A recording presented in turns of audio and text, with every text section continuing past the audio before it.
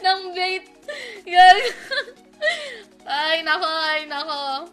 Tsaka hindi talaga ako mahilig sa basketball. Hindi rin ako mahilig sa basketball player.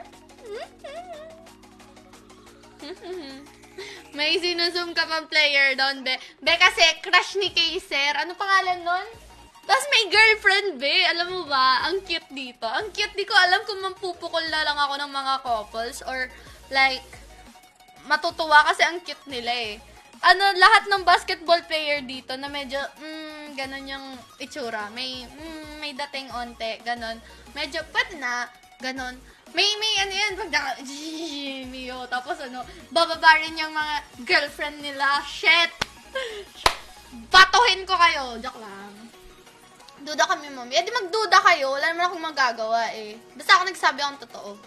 Hello, Mark Jan Mazo. Mabilis ako mahuli pag nagsisinungaling ako.